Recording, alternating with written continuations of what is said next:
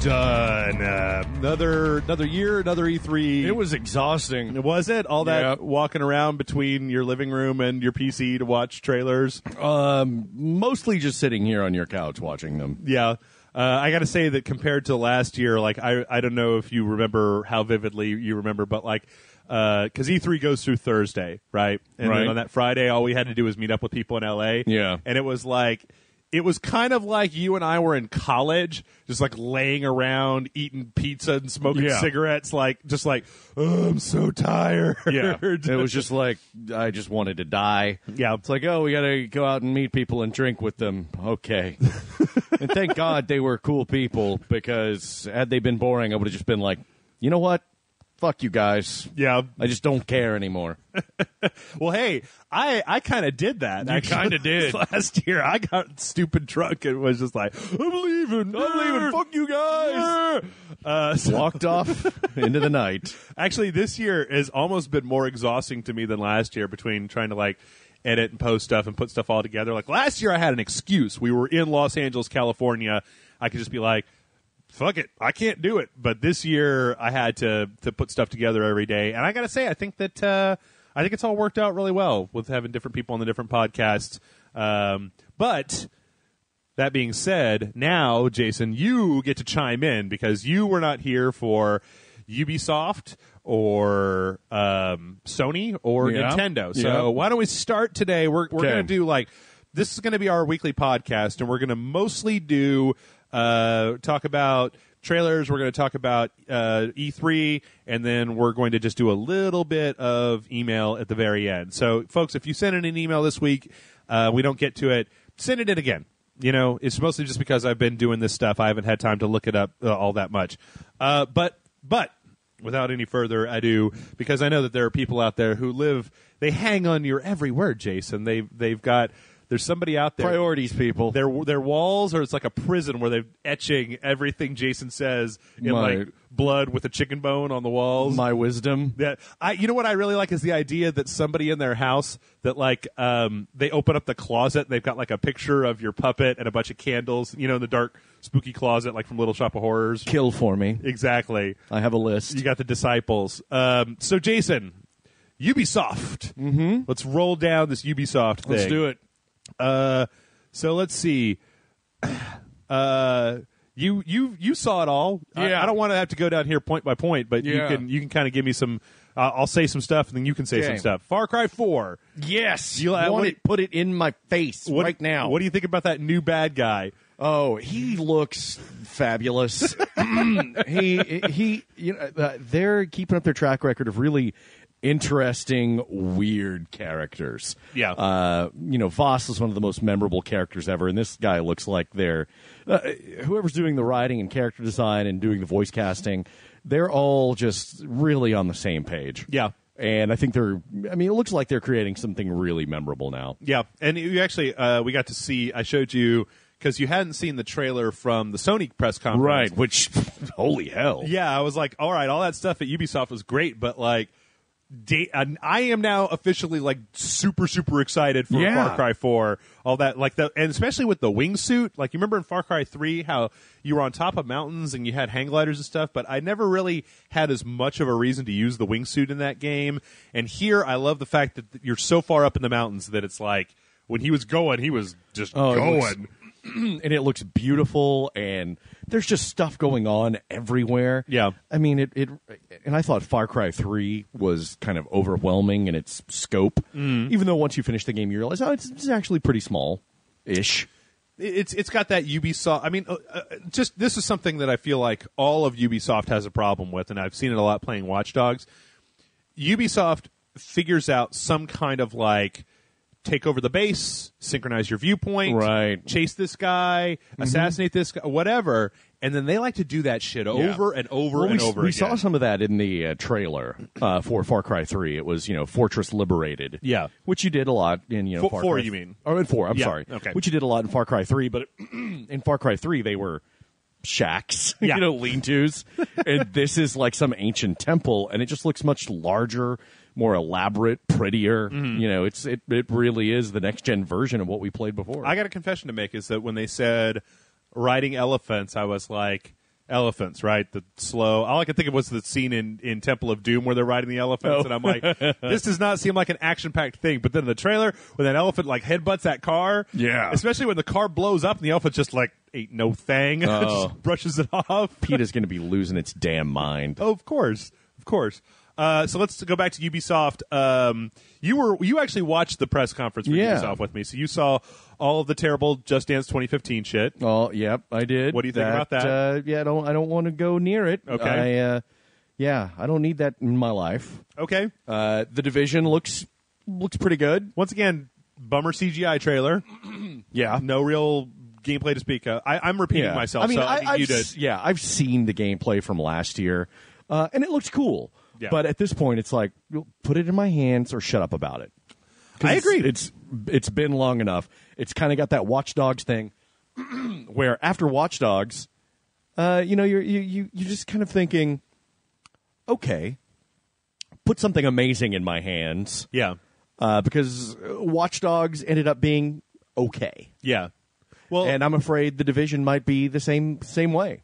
Well, that's one of the most interesting things. I talked with Aaron about this, but I'm interested to get your perspective on it. Was that if you remember, like just recently, Watch Dogs was pushed to 2015. Yeah, and I don't remember Watch Dogs or the Division. The Division was pushed to 2015, and I don't remember them saying that they needed to do that for. I don't remember them giving the normal reason, like, we need to work on it more. Right. Which would seem to indicate that they're probably mostly feature complete. And that game, even if they are working more on it, the game itself is probably like a good 80% done by now. So it seems to me weird. Like, I can understand, like, in the EA conference when they weren't showing Battlefront 3, okay, fine, they're in early alpha, right? But the Division is at least got to be in, like, late beta to You would retail. think it's ready to go, or just about. I don't understand why we're not seeing more interesting vertical slices of gameplay. It launches this fall? Well, no. They pushed it. Remember? It was supposed to. I'm sorry. They pushed it to 2015. Okay. Yeah. That's so strange. So it seems like if it's that far, maybe it is. Maybe it needs more work and they didn't know it. But, like, Watch Dogs was showing us shit that looked incredible before it was, when it was in beta, right? Yeah. So, and then we realized, it's GTA with a new, mildly interesting mechanic. Yeah, I still have to finish it, and we're gonna. I'm sorry, folks. I'm gonna tell you this right now. Review next week sometime. I just haven't had time between the 1-year anniversary and this to finish it. I've literally come to the point in my life, Chase, where there just is. Unless I stop sleeping and then I start going to crazy people places. So the Division, we had the Crew trailer where they had that time lapse thing about driving across the U.S. Yeah, they didn't really show us much there, but I think from having had a hands-on with the Crew last year, it was a lot of fun. I'm looking forward to it. Okay. It looks like crazy car combat mayhem. Okay. Where is my new Interstate 76 game? That's yeah. You say car combat, I think Interstate 76. Well, there's not enough afros in the Crew. They're not showing a lot of risk taking anywhere in E3 this year. Yeah. So why not resurrect an old property? We saw plenty of that this year. Absolutely. Yeah, we're going to talk about that after we get done running this stuff down. You saw the Unity one where they had the CGI trailer. And then that looks pretty amazing. Gameplay trailer. Valiant Hearts with the sad dog UBI framework. Yeah, I'll give it a shot. Bummer trailer. Oh wait, let us not forget Shape Up. You remember where they spent like 15 minutes with the America versus France? Oh yeah, fuck off. Next. Okay, good. And then finally, we were all sitting here saying, "What's going to be the capstone?" Yeah. And what was it, Jason? Rainbow Six Siege. Yes. Is that what it was called? Yes. Okay. Yeah, I'm not a huge Rainbow Six fan, but I played the hell out of Rainbow Six Vegas and Vegas 2. Those were the last. Lot. Those were the last ones. That's hard to believe. It's been like 10 years since there was a Rainbow Six game. Yeah. I played those a lot. They were challenging. Yeah. A lot of fun. I liked them. There's a Penny Arcade thing that I reference every now and then where it's like, with talking about how challenging Rainbow Six Vegas was, it's like, in Halo, you can take multiple hits from a crystal-powered alien rifle and live to tell the tale. Mm-hmm. In Rainbow Six Vegas, someone shows you a picture of a gun and you both die. Like, yeah, that's accurate. Yes. Yeah. I don't know. I mean, that trailer was pretty hot. I especially like how destructible the whole house was. Oh, they wrecked that house. Yep. I don't know if insurance is going to cover that. I don't. Well, or if they're renting, they're not getting the deposit back. Do they make crazy terrorist insurance? Is that a thing? Also, like, were those criminals trying just to get one woman? Like, there was one hostage woman there. How valuable can she be? And if they were going to do that, like, the Rainbow team had time to set up. I don't understand why you don't just grab her, throw her in the trunk, and fucking done. Battlefield Hardline it out of there. Yeah. And take this show on the road. Why did you set the barricades up and everything? Right. You know, because game mechanics, I right. guess. Also, the barricades that they pulled directly out of their anuses, you know. Yeah. Fortunately, I'm carrying this barricade in my butthole. I don't know. I mean, it looks cool. I wonder if there'll be a single player for it. I mean, I haven't read anything on it yet. Yeah. I haven't had a chance this week. From there, we had the Sony conference, which was fucking chock full of stuff. So I'm going to give you, let's go lightning round. You ready for lightning round? Yep. All right. Destiny story trailer. Still skeptical. Okay. Order 1886. Looks pretty good. We'll see. Infamous Second Son standalone DLC. Don't give a shit. Little Big Planet 3. Give less of a shit. Bloodborne. Don't care. Looked gruesome. Probably not going to get into it all that much. Okay. We already talked about Far Cry 4. Dead Island 2. Man, these guys know how to make a trailer. They really do. They really know how to make a trailer. When I watched that trailer, I didn't like in the voices at the end. Some people were in the chat were like, "It's Jack Black," and I was like, "Oh, that does sound like Jack Black." But then some other people were like, "It's Aaron Paul," and I'm like, "If this is a Jack Black, Aaron Paul buddy comedy zombie game." Yeah. Take all the money. Yeah. I mean, like as long as he says bitch a few times, as long as I want him and Jack Black to have like a bitch off in the middle of that. It really did sound like both of them. Yeah. I'm a little sketchy on the Jack Black. I'd have to listen to it a few more times, but I would bet money that that's Aaron Paul. Yeah. Because, Need for Speed tanked the movie. So did it tank? I think it did. I heard it was pretty good. Really? I heard some people say that it was like not the shittiest. It's not the shittiest. Put that on the poster. Hey, you know what? When you're making a video game property movie, not super shitty is like super high praise. Let's see. There's some Disney Infinity bullshit. Magicka 2.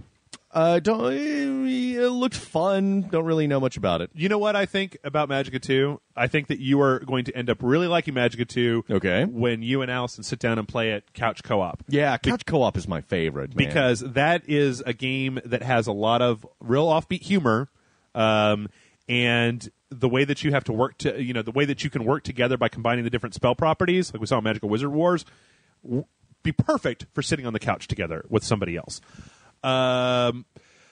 Okay. They're putting Grim Fandango out for the PS4. And the clouds parted, and a chorus of angels cast their light down upon us. Yes! Okay. This is the one. This is the one that got remastered. Yeah. Because I thought that got me right in the boner area. I was sure it was going to. It's one of my favorite games of all time. The best written game ever. You think of, okay. Yes. Okay, I'd have to think about it to argue with you, so I'm going to give it to you right now for the moment. We'll come back to it later.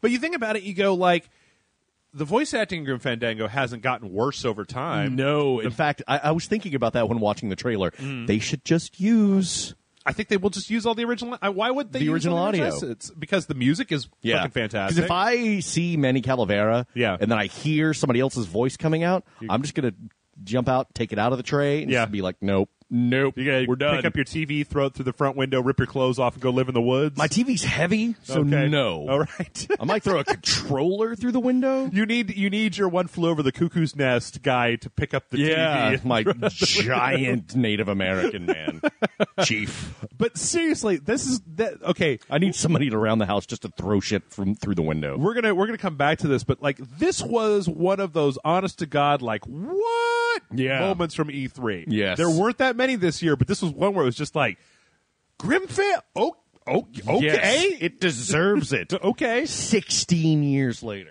Because honestly, if you thought there was gonna be a Grim Fandango, even a remake, right? Yeah, you would be like, oh, it's Telltale, obviously. Oh, right, they're gonna make Telltale do it. Yeah. Not that it was gonna come out, PS4 exclusive anyway. Let's see. Devolver Digital, Broforce, Titan Souls, Not a Hero, Hotline Miami 2. I'm sure. Knew about all that. Suda 51 game, Let It Die. Yeah, it looks like a Suda 51 game. Abzu, Swimming from Journey. Swim Journey. You know, I still need to sit down and play all the way through Journey. It's only like 3 hours long, man. I know, and I have it. I've never played it. You're a crazy person. But like Allison played all the way through it and was just bananas about it. Several of my other friends just talked about how it was a transcendent experience. So Abzu seems like Journey underwater. I don't know. Sometimes I feel like the Journey is a fantastic and very interesting game. But sometimes I feel like it gets a little bit more hype. A transcendent experience may be a little hyperbolic for Journey. Your heart is filled with coarse, lukewarm sand. Well, this is correct. So if a game is able to heat it up enough, it becomes diamonds. All right, No Man's Sky, which we knew about. That looks ambitious. Yes. I've heard. Okay, we're going to put all the things in the game. Yep. Space travel, exploration, running around an alien planet that looks like something out of that Robin Williams movie from What Dreams May Come. Mm-hmm. And then we're going to jump up and have a space battle. We're going to fly to another planet. Oh, wow. Also got to say, those planets were really close together. Yeah. I don't think that the astrophysics of this is really going to hold up. And you'll also notice that re-entry into these planets didn't take long at all. Nope. Nope. But whatever, I'm all for sacrificing realism for fun. So yeah, I mean, they were flying at 120 miles an hour or something, and they went from one planet to another in 30 seconds. Yeah, it's really not any gravitational effects. They're not tearing each other apart. You know what? My question before was that I need to know what you actually do outside of looking at dinosaurs. Yeah, because I was thinking about it, if it's say it's a Minecraft style thing, right, where you can gather resources and create a base and create a guild and then try to keep people from raiding your planet. Yeah, that could be insanely rad, but just need to see more. You get to have a brontosaurus burger. Yes, yeah, you got to kill them and then roast them. We had a bunch of Project Morpheus. We haven't seen it. Put it on. You need to put it on. I mean, whatever. PlayStation Now. Coming, Vita TV is coming to America. Right. Mortal Kombat X. Looks like another Mortal Kombat game. Yeah. Looks very pretty. Yes. Gruesome as hell. They're doubling down, as they should, on what they're known for. Yep. Lots of bone breaking and ridiculous murder animations. So, yeah, it's. It looks like a next gen Mortal Kombat game. There's some cool character designs. There was a very Master Blaster character in that trailer. It looks cool. Okay. Ratchet and Clank movie trailer. That looks like fun. Are people? I don't know. I mean, is that going to have widespread appeal? I think that if they release it at the right time, and it's the sort of thing that video game parents can take their kids to, because the trailer looked fun.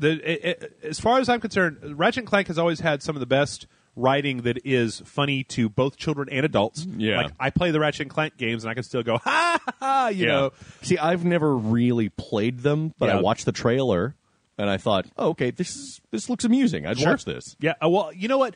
For my money, one of the most interesting things about the Ratchet and Clank trailer, and check me on this, you and our listeners, is this is one of the first times that I can remember outside of the Final Fantasy Advent children where the game company is making their own movie instead of Hollywood buying the rights to it and then fucking it all up, right? Because Insomniac, who's been doing Ratchet and Clank trailers for 10 years or cutscenes, making a 2-hour movie. I think it's incredibly smart, and I really hope that it works because it could pave the way for...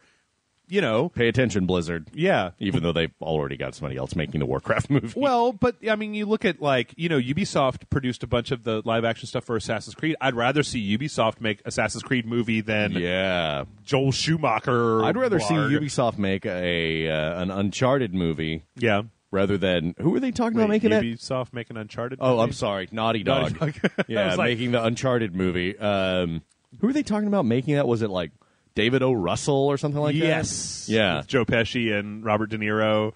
or something like that. Or Mark Wahlberg. Yeah, it's like, no, just Naughty Dog, just make this. Just do it yourself. It's like every word out of your mouth makes me more uncomfortable. Get Nolan North. Yeah. Let's see. Well, speaking of Naughty Dog, the next one was this trailer contains spoilers for The Last of Us HD. With a 2-year-old game. Yeah. What I said is if they need to announce in some way, shape, or form what their upgrade, if they're going to have an upgrade path, like if you have the PS3 version, if you could pay $15 and get the PS4 version, because if they just expect everybody who bought the PS3 version to shell out $60 for the PS4 version, yeah, that's crazy. I'll do it because we're going to look at it on the website, but like most people will probably tell them to go fuck themselves. Yeah. Metal Gear Solid 5 trailer. Wow. That got dark. It's been really dark over there. Yeah. Hideo, what's up, man? Do you need to talk? Do you need a hug? You want to go get some food or something? Maybe get a burger, talk it over? Yeah, I maybe get some therapy because wow. It's what's the Evil Within guy, Shinji Mikami? Mm-hmm. He's probably looking at that going, "Oh shit. Hideo, welcome to the dark side." Miyazaki from Bloodborne is like, dude, lighten it up a little bit over there. Yeah. I don't know, man. It's this thing that I've quoted all the time. That's not an original thing, but it was Hideo Kojima who said that he injects all this humor into his games to lighten the tone a little bit so that you can give people a release. So you can keep ratcheting up the drama, right? Because you get them all tense and then you let it out with a little humor and then you ratchet it back up again. And so far, all the trailers have just been like the things that I've seen in these trailers, and then him talking about how this stuff ain't going to be suitable for anybody. And it's just like, there was that one part in the trailer where it was just Snake, his face covered in blood with fireball. He looked like the fucking devil. Like, god damn. To Hideo Kojima, Solid Snake probably is the devil at this point. Yeah. They're in this love-hate relationship. It's like, you made my career, but I'm sick of looking at you. Well, this is actually Big Boss, but there was implication in part of that trailer that Big Boss is going to be training child soldiers.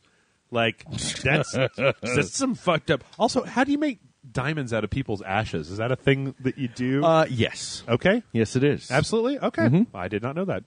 GTA 5 on the PS4. When you die, I'm getting a Prince Albert. Oh, no! Yep. No! Yep. You guys, I'm sorry. I don't want to alarm y'all. And Rage Select will continue, but I'm going to have to stab Jason in the heart over one of these coming weeks. Okay, but I have to enact the Prince Albert covenant. My final wishes that you get a Prince Albert of my diamond ashes. No, we don't have to agree to go both. Like, I was doing that so that nobody has to do this. My dying wish. Okay, and then I'm going to eat really well and exercise, and I'm going to hire like a hitman to make sure nobody kills you.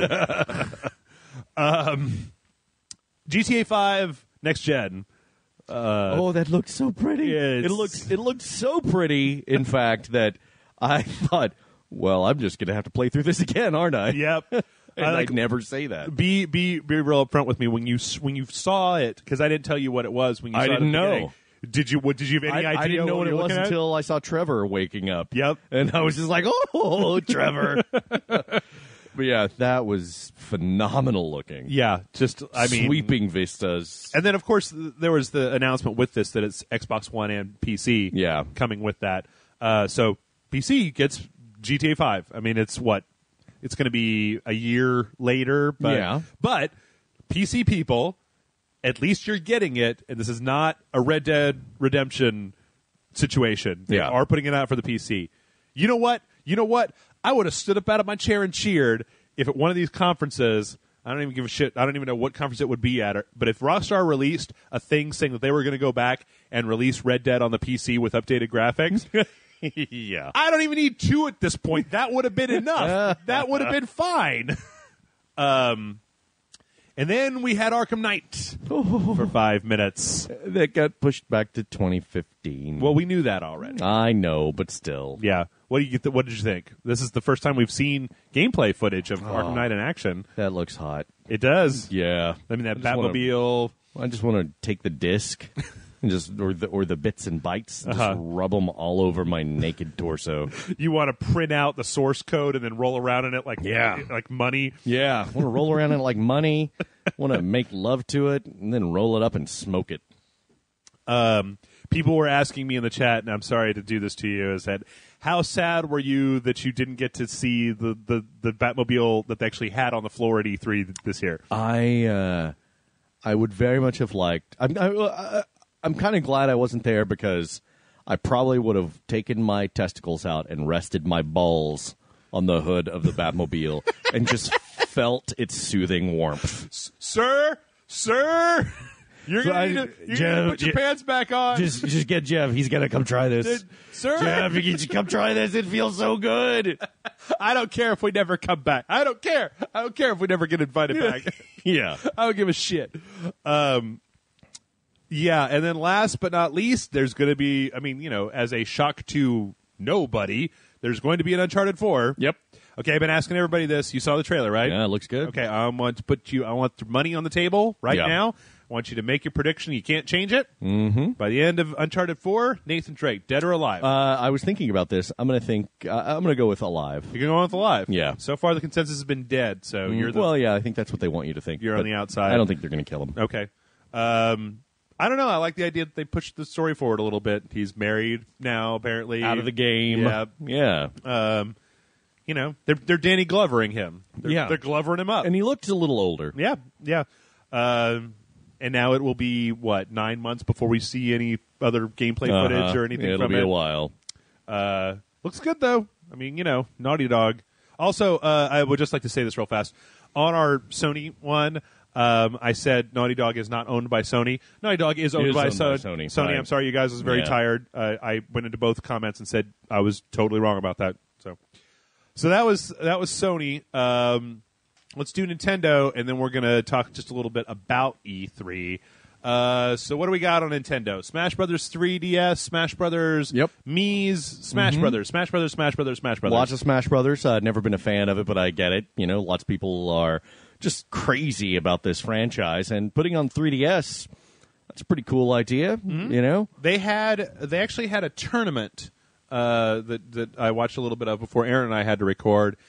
I swear to God, I don't know if I've seen people as goddamn excited as they were for Smash. That's what I'm telling you. People are crazy about Smash Brothers. Maybe I need to play it, but to this point in my life, I don't get it. I'm just like, well, me neither. If you like fighting games, there's so many more technical fighting games out there. I could see Smash Brothers as an entry, but the fact that people did you catch this point this year where they said they're putting out an adapter for the Wii U that will let you hook up GameCube controllers because that's what people like to play Smash Brothers with. And they're even manufacturing more GameCube controllers. That's insane to me. That they're doing that. It's Nintendo. It's like, oh, we did something right. Yeah. Okay. Well, let's do it a lot. Yeah. So Smash Brothers 3DS, Pac-Man is in Smash Brothers. Thoughts, Jason? About Pac-Man being in Smash Brothers? Just Smash Brothers. Sure. Hey, congrats on getting a new Smash Brothers. Elijah Wood can be in Smash Brothers now. Yay! So can Jeff and Jason. This is true. So keep that in mind. Actually, we had a request for, I believe it was Jeff, Jason, Grant, and Aaron all play. Or no, it was. I'm sorry, Grant. It wasn't. It was Jeff, Jason, Aaron, and Brian Brushwood all play Smash Brothers when it comes out. And they said, Jeff, what do you think about that? And I said, it sounds like a scheduling fucking nightmare to me. But and Aaron would probably just brutalize all of us. He doesn't. He doesn't? I talked to him about it. Oh, I thought he played it. I get the impression from him that he's much more interested in the technical ground combat with less of the items and stage stuff. Amiibos. Yeah. Somebody in our chat made a very, very salient point. They said, why did they not call them Amigos? I was like, that's great. That's way better. Yeah. That is better. They like money. Yeah. And they see Disney making money hand over fist. Yep. And Skylanders making money hand over fist. And they've got all these marketable, recognizable people. They'll have people buying those that don't even play it. Yeah.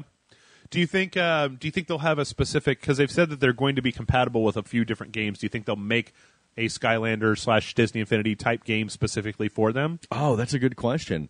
Because this is an interesting thing where Nintendo is doing this. They don't have a game for it. They don't specifically. Well, I find it more interesting than that in the fact that Nintendo, if they're pushing this, right, they have the ability to integrate this into every game they put out. Yeah, because they're making all the games for the Wii U apparently at this point. So, yeah, it seems like Nintendo is just really kind of spiraling into its own universe. It's almost like an Ouroboros. Yeah, they're really closing ranks. I don't know. It seems like an interesting idea. All right, I've been waiting since yesterday. Yoshi's Woolly World. Jason, Yoshi's Woolly World, go. Looks cute. Okay. Good. Yeah, and I don't have my glasses on, and so reading your screen, I thought it said Kirby's Epic Yam. I was like, oh, okay, Kirby, whatever floats your boat, man. But yeah, the Yoshi game looks really interesting as far as visually goes, but it doesn't look terribly original. I mean, it looks like Kirby's Epic Yarn, or a lot of that yarn ethos or that yarn aesthetic from like Sackboy, from like Little Big Planet. Okay, I could see that. I was watching the Nintendo Twitch stream, and they had a place where they fought the cutest yarn dog I've ever seen in my life, and I was like, "Quit beating up that yarn dog, Yoshi, you ass!" All right, Captain Toad Treasure Tracker. Yeah. Did you ever play any of that in the Super Mario? No. The Toad levels? I don't believe I did. Okay. Yeah. Let's take this IP and squeeze the shit out of it. I was reminded, and I talked about this with John, I was reminded when Mario Kart came out that I'm not always interested in Nintendo's properties, but none of their games are not fun. Yeah. They're all fun. Yeah, they're all worth playing at the very least. Yeah. So I don't know. I need more. All right, Zelda. That looks pretty amazing. Yeah, open world, finally. Good. That giant laser Octorok thing looked crazy. Yep. That bombs on arrows. I liked that part. Yeah. But that was an open world Hyrule. Hell yeah. Sign me up. I'll play that. I was thinking about it earlier today, and I thought to myself that Nintendo managed to take 5 seconds of gameplay along with that 3 or 4 minutes of that static shot of him in the grassland or whatever. Yeah. If they had done that for Battlefront 3 instead of all the bullshit Lucas Archives, if they had just had a picture of Endor and they talked about it, and at the very end the dude runs up and jumps on the thing and sprints away, that would have been way better. All in the presentation. Would have been way better. Yeah. Because they had almost as much as a lot of that EA, we don't have anything bullshit. Yeah. Well, that's with the Battlefront thing, it was all like, oh, look at these people getting to do something that you will never get to do. Yeah. I don't think EA made a lot of friends this year. Yeah. But yeah, any year, because they're EA. I can say that that I'm real excited. I mean, for Zelda. I'm looking forward to it. It's not Skyward Sword was the last one. Didn't care. Well, no. Link Between Worlds was the last one, and it was you liked that a lot. Phenomenal. Yeah, because Skyward Sword was one before that. That was garbage as shit. I did not. It's extreme. It's an extreme position. You didn't spend 14 hours waving your arms around, motherfucker. No. So don't you tell me what's extreme. I did not.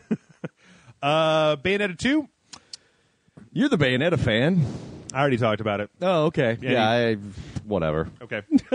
Bayonetta 1 is with Bayonetta 2. Yeah, I have no opinion on it, really. What I said yesterday with John was I have been excited since you announced it. Just put it the fuck out already. You don't need to make me more excited. Yeah, I thought it would have already come out by now. Yeah.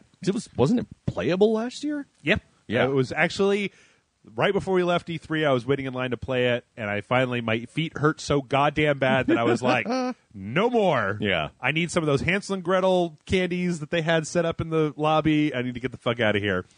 Hyrule Warriors. Dynasty Warriors. Dynasty Warriors with the Zelda characters. Yep. Oh, okay. Sure. Any interest in playing it? I'll give it a shot, but I'm not so in love with Zelda and its characters that I want to see them transposed into a game that I really have no interest in. Okay. That doesn't okay.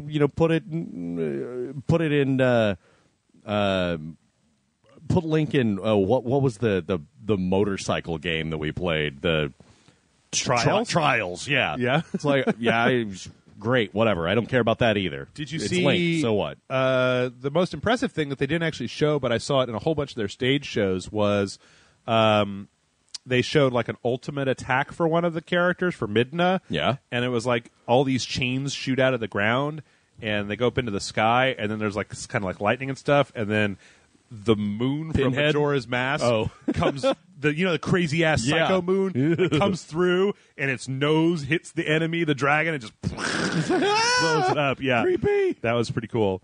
Let's see what else we got here. Kirby and the Rainbow Curse. It looks like another Kirby game. I've never really played much of them, but sure. Well, it looks like the DS one where you draw the lines. You right. have direct Right. control of Kirby. Yeah. Okay. Xenoblade Chronicles X. Yeah. Did you I never played Xenoblade. Did I? We played it back in the old days. It made a huge impression on me, clearly. It was a Wii game. It took place on two big robots. Like the whole world was on top of two robots that were fighting. Oh, yeah. Yeah, this is the sequel to that. Okay. Yeah.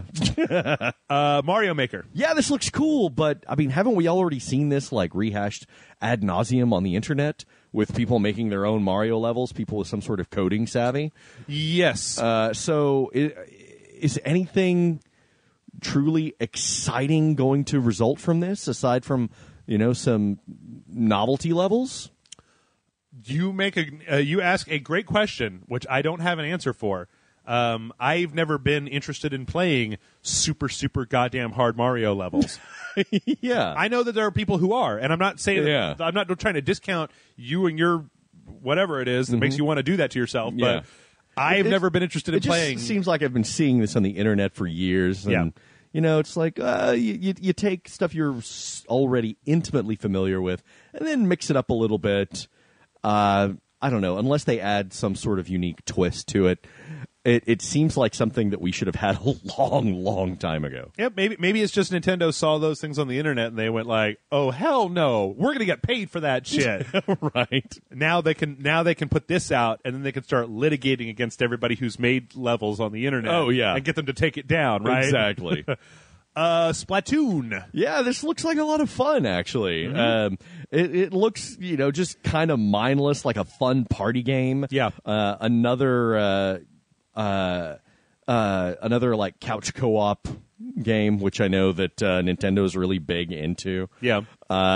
It looks like a great time. Yeah. It's and then, crazy and colorful. I think last but not least, they had Palenta, Palutena. Palutena. Polenta whatever. is a food. Whatever. I never beat Kid Icarus. I don't know how to say her name. Yeah. The goddess from Kid Icarus as appearing in Smash Brothers. I think this kind of goes back to your Smash Brothers. Yeah, whatever. Smash Brothers. Hey, great. I'm excited for you guys who are into Smash Brothers. I'm not. Yeah. But sure, I guess more is better, right? Yeah. Right? Yeah, sure. Okay, let's run down a few other trailers that you and I watched before we started here. That we haven't talked about these games yet. We saw that Alien Isolation trailer. Yeah, that looked pretty sweet, right? I've been burned by a bad Aliens trailer before. Yep, but that looks pretty good. Well, the nice thing about it was that a lot of it seemed like actual gameplay. Yeah, and to me, it actually reminded me quite a bit of Outlast. So I'm hoping that if it does play a lot like Outlast. Once again, this is a problem that I've had a lot of E3 this year, Jason, is that there's a piece of the gameplay loop that I'm missing, which is, okay, so you run, you hide, you evade your pursuers, right? Yeah. In the trailer, we even saw like a human pursuer as opposed to the alien. I think that might have been an android. Oh, yeah? Okay. It was hard. It was looking through the slats of like a locker faulty or something. android. Yeah. So there's obviously going to be more pursuing you than just the alien, which is cool. The question that I need answered now is, what is your impetus for being here and continuing through the game? What do you get? Like, what are you doing when you're not evading aliens? Because just evasion all on its own is not... That'll wear thin, you would think, right? Well, is one of the problems that I had with Outlast, right? Now, I assume that unlike Outlast, that I will not be able to outrun the alien and kite it and get it stuck on shit, right? Right. But it does solve a lot of the problems that I've talked about with horror games. Why don't you pick up a wrench and go to town? Yeah. Well, it's a fucking xenomorph. Yeah. Good luck. Yeah. Good luck with that. Or even if it's an android, right? You know, those guys, we've already seen they can get their head blown off and still kill you. Yeah. Or ostensibly. So now we just need to know, you know, this is Ripley's kid looking for her mom. Oh, right. There's got to be more to it than just that, because that would be a real short game. Yeah. Is she here? No. Bye. You know. Yeah. Mom? On the intercom. Mom, are you there? No? All right. I'm going to get in the escape pod. So, yeah, I mean, but it looks fantastic. Yeah. It seems like it'd be real cool. Also, once, you know, this actually, like in all the action games that we've seen from the Alien franchise where they have the motion tracker, Yeah. this makes more sense because it's just the motion tracker. Like motion tracker and gun, you know, a lot of them, they make you choose between the two of them. Oh, right. It's like, why the fuck would I not have the gun out and then I'll just shoot at what moves, motherfucker? Yeah. Whereas here it makes sense to, like, you know, see where the alien's coming from, as long as you can put that shit on vibrate instead of like, boop, boop. You're in a closet like, shoot up, motherfucker. Yeah, that could get obnoxious. Dreadnought, the next game from Jaeger Studios, where it was a trailer. We saw some. It was a CGI trailer. We saw some dudes flying, right? And then a giant capital ship came in and fucked them all up. Didn't really show you much. It was very much a teaser. Yes. It's you can't really judge. You can't really make any sort of value judgment one way or the other just on that. It's very difficult. I Yeah. can say that, like, one of the people in the chat tipped me off to it, and they said that you get to drive around a capital ship, which seems cool. You know, that's like crack for Jeff right there. But then there was an article that that the person linked to me. I haven't yet read, which talks about that it's going to be a multiplayer thing. So I don't know. Hard to say.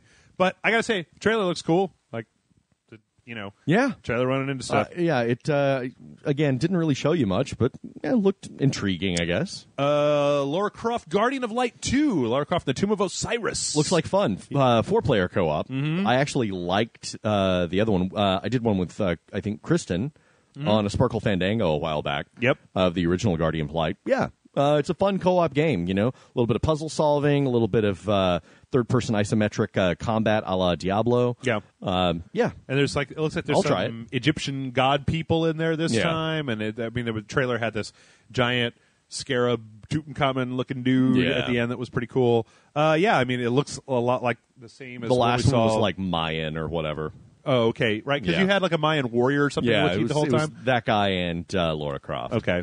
They're really doubling down on Lara this year, right? You know, we got Tomb Raider, Rise of the Tomb Raider, and Guardian of Light. Yeah. Guardian of Light. Let's see, Doom.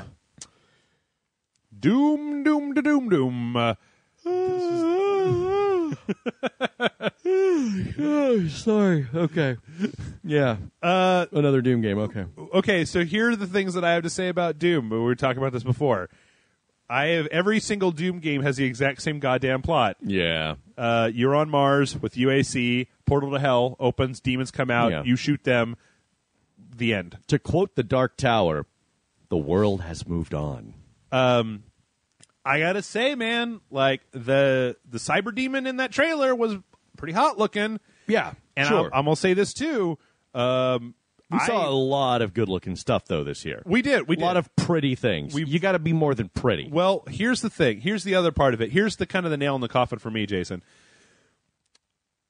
I underestimated the shit out of Wolfenstein, and it surprised the hell out of me and was a really fun game Sure. So I don't want to say, like, just go fuck yourself, Doom out of the gate, but doing this whole, it's the future, we opened a portal, these things came through. Need more. It's just like running into that girl in high school that everybody had a piece of. She shows up, she's like, look, I got a pretty dress, got my hair did, my nails did, got a facelift. And it's like, that vag is still shredded like a bunch of like cheap deli meat that had been thrown out and left outside for a week out in the hot sun, and maybe it's turning a little green. It's like that's what Doom is. It's like, sweet mother of God, Jason. It's like, you look pretty, but you're still the nasty old bitch that. Oh my God! Yeah, this is the worst metaphor I've ever heard in my entire life. It's like just nasty, smelly beef curtains. Okay, let's move on. That's what Doom is. Oh God, I don't even have a segue for that. Sonic Boom. Don't care. Okay. Yeah. I mean, another Sonic game. Hey, I know. Trailer looked all right. Like, sure. Yeah. I mean, I don't know. Sonic always looks like, it's pushing those nostalgia buttons, right? And then you play it for a few minutes, like, okay, yeah, I get it. Yeah, yeah. I don't know. I don't know. It looked pretty good. It'll be on the list for the dojo, but it's going to be below whatever else comes out that week. So that's what I'll say right now. Low priority. You didn't see any of this, but I took a look at probably just a little bit of gameplay from Killzone Intercept. Oh, right. Which is a co-op, 4-player kind of horde mode for Killzone. Sure. And it's coming as DLC for Killzone Shadowfall or as a standalone DLC later in the year if you just want to play it by itself. Right. I don't know if you remember, but the multiplayer for Killzone Shadowfall was one of my favorite parts of the game. Oh, that's right. Because you had the really owls liked that you could customize. Yeah. So everybody was able to really kind of kit out what they were able to do.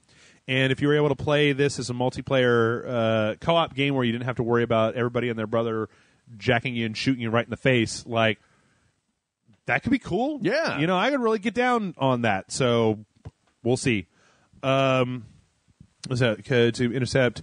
I'm gonna switch the stuff up. We watched a trailer. I don't know if we were going to talk about it for one indie, White Knight, which looked really interesting. Looks creepy. Very Chiaroscuro, black and white. Yeah. German Expressionism, which they announced. Yeah. You know, like a Cabinet of Dr. Caligari or Nosferatu or something like that. Yeah.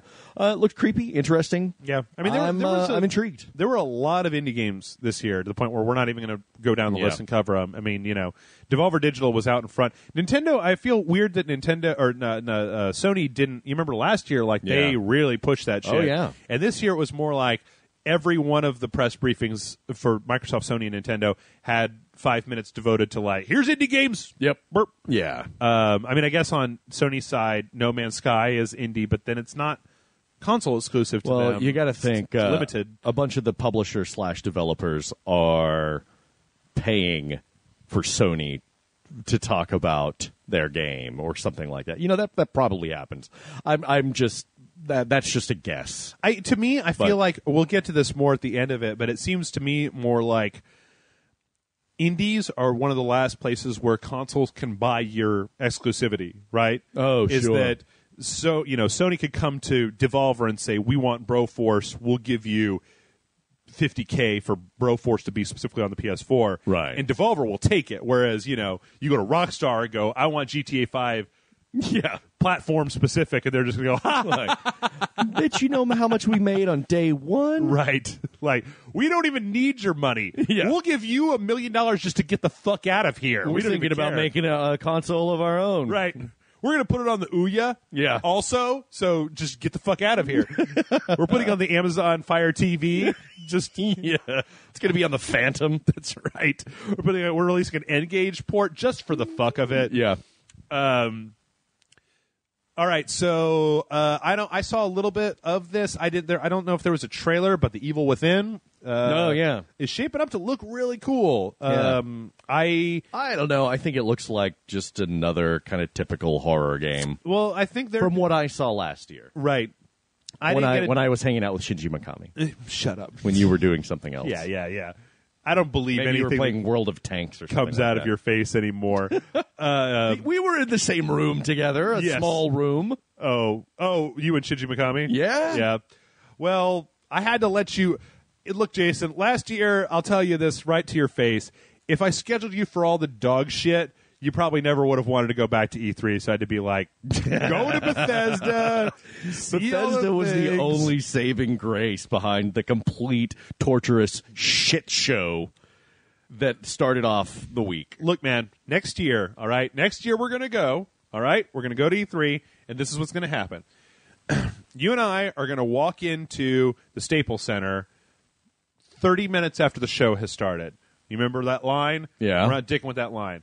We're going to walk to convention rooms. We're going to walk in. We're going to high five, and then you're going to go to the West Hall, and I'm going to go to the South Hall, and then we're going to take meetings the entire time. We're not going to play the show floor anymore, right? Okay. We're going to make appointments ahead of time. Yeah. That's what we're going to do. And then hopefully by the time we get done, we will have seen every single So I'm not going to stand in line for 2.5 hours to watch some asshole play 15 minutes of Titanfall. I'm pretty sure you could have gotten around that line. I'm pretty goddamn sure to this day that you didn't have know to how wait it that worked. line. All right, so Evil Within, I saw a little bit of it. I saw it looks like they're scaling back the ammo, like in Resident Evil. Sure. Which I think is an incredibly good thing for horror games. Put the survival back in. Right. Yeah. Shooting enemies doesn't necessarily kill them. You can drop a match on them, and they'll catch on fire. They had a part at the beginning where the dude woke up in this chair that looked like a cross between the torture chair from Brazil and that and thing a Sibian on your head from Saw. Oh, okay. No, it wasn't. Not a Sibian. Not like that. Of course, that might be horrifying all in its own right. Which showed a bunch of upgrade mechanics that you can do to your character. So then he was in this asylum, and he walked down the hall, and he goes up to this mirror, and he like touches the mirror, and the screen freaks out, and then he's in this place with all these monsters, and they were saying like, they're playing with the idea of what is actually real and what is hallucination, that you don't know whether is the asylum for real or is the place with the enemies for real, which one of these is the real world. Yeah. He was shooting enemies and then throwing matches on them, where he had a limited number of matches and then would burn them up. There was also a part where he was being pursued by this shadowy figure that, like, if you shoot at it, then it gets closer to you. Oh, right. And if it catches you, you're just insta-dead. That's a cool mechanic. All of these things are great. Ammo scarcity, insta-death from invincible characters, all of these generally tend to add up to more fear, because if you can't kill a dude and if he catches you, you're dead, that's stakes. Yeah. That's what I like in a horror game. So, also, it looks really good. I mean, obviously, but it looks really good. I don't know if has there been any single thing this year at E3, Jason, you can point to and go, it looks like shit. Mostly Wii U stuff. Oh yeah, Oh yeah. We watched a trailer for Devil's Third. Yeah. And I thought, this looks like last gen, and you just kind of shrugged and said, "Well, Wii U." Okay, it is. All right. I showed you just a tiny little bit. Hunt Horrors of the Gilded Age. Yeah, I watched some of that yesterday too. Seems right up your alley, man. Yeah, Left it looks 4 Dead, cool. Victorian horror. Yeah, I'm in with Demon Hunters. I think that one's going to be all you, man. Yeah, that looks fun. In fact, that it looks makes me think of Evolve, but I like the aesthetic better. Horror Evolve. We did see quite a bit of Evolve. They announced one of the new monsters was the Cthulhu dude. It looks like they've changed up like those character changes that we were talking about. Yeah. I'm pretty sure that those characters have now been like, those are officially altered, because like they were showing one of the powers on the robot guy is that he can pull his head off and fly it around as a camera. Yeah, that's different. If that's just the skin, well, it's changed. But I watched a couple of matches with Evolve.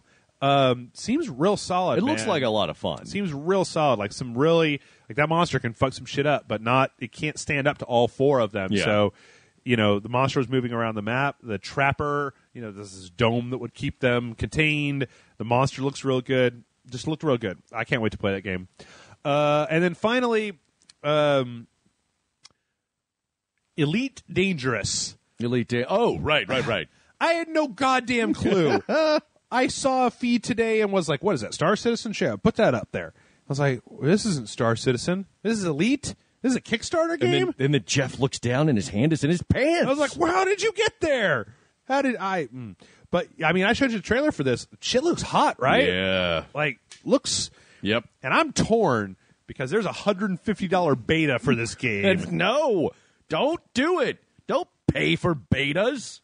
Well, you get the game when it comes out. Well, I mean, yeah. If I'd have known that, I would have contributed to the Kickstarter. I'm sure it was like, give us $20, we'll give you everything. Right. But now that it's over, it's like, don't do that shit. Don't do it. No. But still, like it's funny how for a while there, when I was unaware of this, I was like, Star Citizen, bringing back space combat. Now I'm like, that Elite game was pretty fucking good. You got to think Chris Roberts saw the Elite stuff and just thought, Oh, man. Shit. Yeah, they were talking about some really interesting stuff. Like, there's a whole multiplayer component that sounds like an MMO where, like, if you grief other players, then like you'll have a bounty on your head that just gets higher and higher and higher and higher.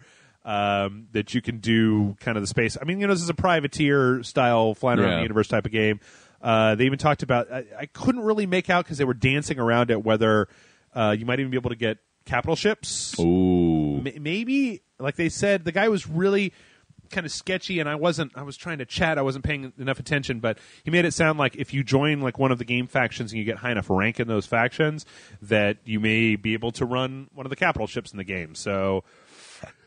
How have we come this far without a really good capital ship game? Yeah, I'm going to do my damnedest to run a capital ship and like put you working in the kitchen. Oh, as a mini game? Yeah. I'll be playing Cooking Mama in the kitchen. Exactly. Jason, let me man the guns. No! You wash the dishes. Yeah. Then you'll have to leave, though, and I can do whatever the fuck I want to. But somehow you managed to convince a game company to like, okay, I need you to take this guy's account. I need you to lock it into just the galleys. So but then I just make another. I can't think of a way that would work these days. You know what? I have pieces in play. We have been at this for about an hour, so we're going to go ahead and take a break. When we come back, we're going to talk our overall impressions of E3 this year, some observations, a few things, and then we're probably going to answer. Maybe 4, maybe 5 emails. Okay. And then we'll be done. So stick with us, and we'll be back just right in a second.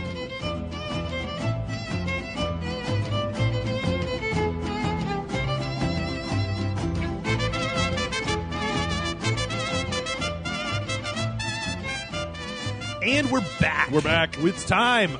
So now we have seen the trailers. We have talked about the conferences. Yeah. It is time for us to talk about E3 2014 as a whole entity, as a thing. Jason, how was your E3 experience this year? I was really kind of unimpressed at first, but then now that I think about it, there's actually a lot of stuff that I'm looking forward to playing. Yeah. There's some stuff, and not even just the really good-looking stuff. Yeah.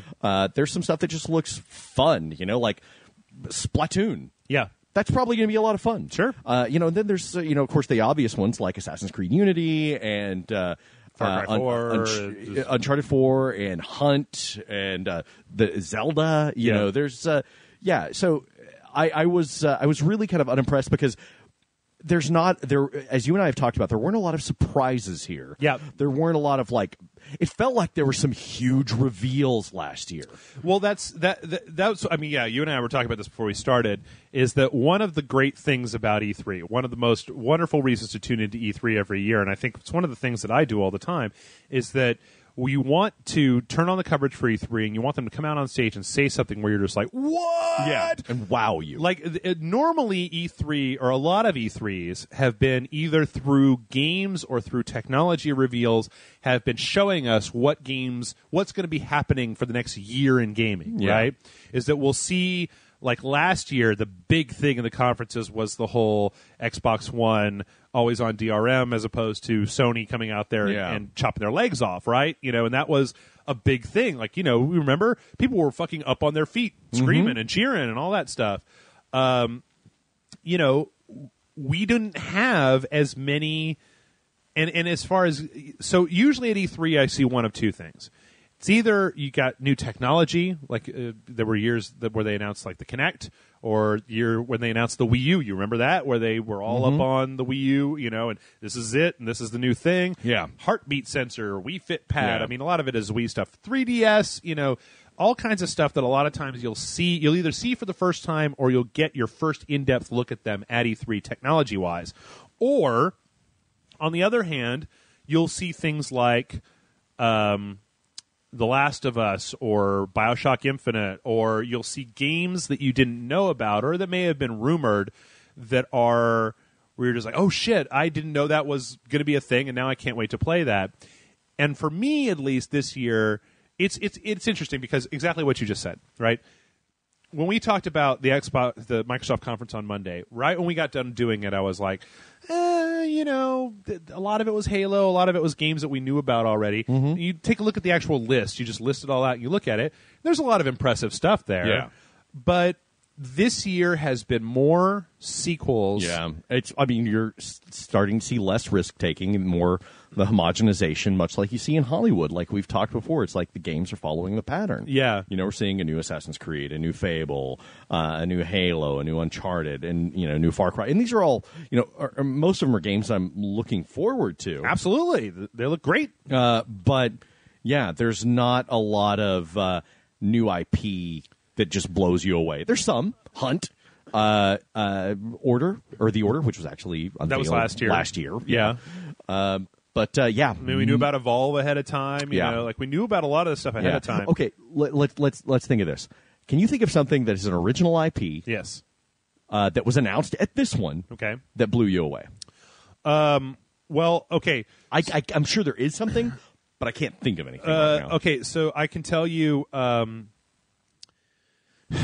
There was the leaked footage and screenshots, but the official announcement of Bloodborne and what it was. Oh, yeah. As a fan of the Soul series, that was when I saw that happening, that I was just like, Yee! Like I was way. They had teased it, but there wasn't an official reveal. So yeah, it's even one of those things where like you look at the Ubisoft press conference, right? 2 years ago at the Ubisoft press conference, their end cap was showing off Watch Dogs for the first time, right? Mm-hmm. And we were all just like, "What? That looks incredible!" Yeah. Last year, at the end of their press conference, they showed The Division with their big reveal.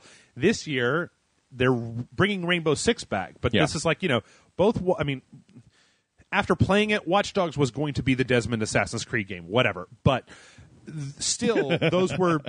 Both Watch Dogs and The Division are both new IP, as opposed to Rainbow Six, which is nice that they're bringing it back, but it's kind of the same thing where you say, like at the Microsoft conference, where they're bringing back Phantom Dust, right? Right. And I don't really know all that much about that, but once again, or Crackdown is a perfect example. Yeah. Where you say, I'm really excited for a new Crackdown game. It looks cool, but it's not new. It's just, it's harder to get excited about the next iteration of a franchise, or even if you are going to do the next iteration of a franchise, something like BioShock Infinite, where it's like you guys are going way off in the opposite direction, as opposed to Crackdown, which looked like the last Crackdown, but way prettier. But it's had a very similar aesthetic to it. Yeah. The same, very much true. I mean, I don't want to sound like I don't want to come off as super biased towards Microsoft. Uncharted 4, like.